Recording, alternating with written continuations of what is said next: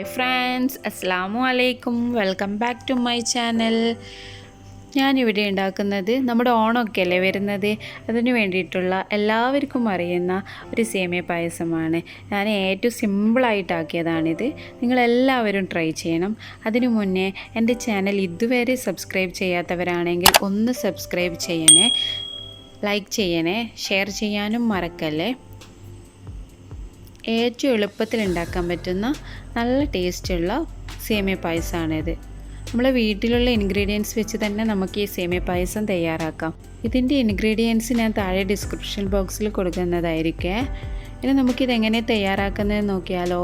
ഞാനൊരു പാൻ അടുപ്പത്ത് വെച്ച് അതിലേക്ക് ഒരു 2 ടീസ്പൂണ് ഓയിലും കൂടി ഒഴിച്ച് കൊടുത്ത് അതിലേക്ക് ഒരു 200 ഗ്രാം സേമിയയും കൂടി എടുത്തിട്ട് ജസ്റ്റ് അത് നമുക്ക് വറുത്തെടുക്കാം.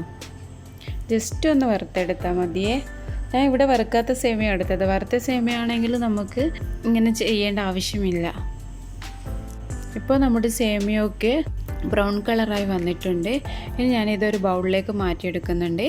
ഇനി ഒരു അടികട്ടിയുള്ള പാത്രം എടുത്ത് അതിലേക്ക് ഞാൻ 1 ലിറ്റർ പാലെടുത്തിട്ടുണ്ട്. അതിലേക്ക് ഒരു കപ്പ് വെള്ളവും കൂടി ആഡ് ചെയ്തിട്ട് നല്ലവണ്ണം ഞാനൊന്ന് മിക്സ് ചെയ്ത് കൊടുക്കുന്നുണ്ട്. നല്ലവണ്ണം മിക്സ് ചെയ്യുന്നുണ്ട്. നമ്മുടെ പാല് തിളച്ച് വരണം കേട്ടോ. ജസ്റ്റ് ഒന്ന് തിളക്കുന്നത് പോലെ വരണം. നമ്മുടെ പാല് തിളക്കാനും വേണ്ടിയിട്ട് ഞാനത് അടച്ചു വെക്കുന്നുണ്ട് കേട്ടോ. ഞാൻ ലോ ഫ്ലെയിമിലാണ് ഇട്ടിട്ടുള്ളത്. ഇപ്പം പാല് നല്ലതുപോലെ തിളച്ച് വന്നിട്ടുണ്ട്.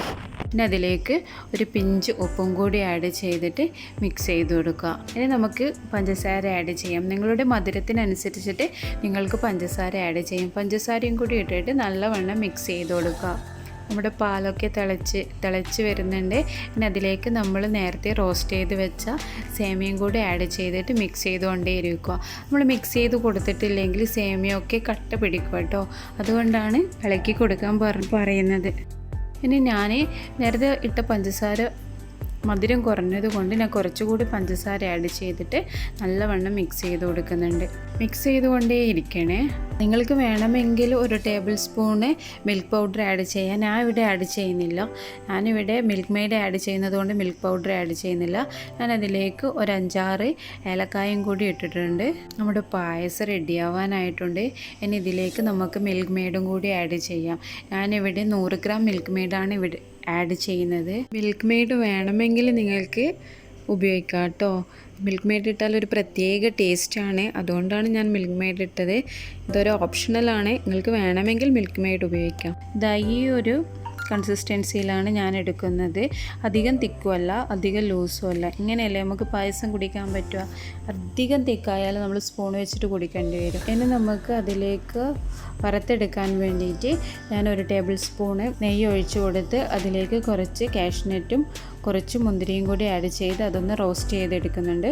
ഞാനിതിലേക്ക് നേരത്തെ റോസ്റ്റ് ചെയ്ത് വെച്ച കാഷ്നട്ടും മുന്തിരിയും കൂടി ആഡ് ചെയ്ത് നല്ലവണ്ണം മിക്സ് ചെയ്ത് കൊടുക്കുക. നമ്മുടെ പായസം ഇവിടെ റെഡി ആയിട്ടുണ്ട്. നിങ്ങൾക്ക് വേണമെങ്കിൽ ഫസ്റ്റ് അത് ഇട്ട് കൊടുക്കുക കേട്ടോ. ഞാൻ ലാസ്റ്റ് നമ്മുടെ പായസമൊക്കെ റെഡി ആയതിന് ശേഷമാണ് ഞാൻ വറുത്തിട്ട് കൊടുക്കുന്നത്.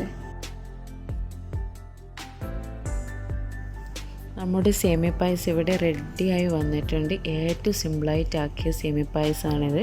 നിങ്ങളെല്ലാവരും ഇതൊന്ന് ട്രൈ ചെയ്യണം, ഫീഡ്ബാക്ക് അറിയിക്കണം.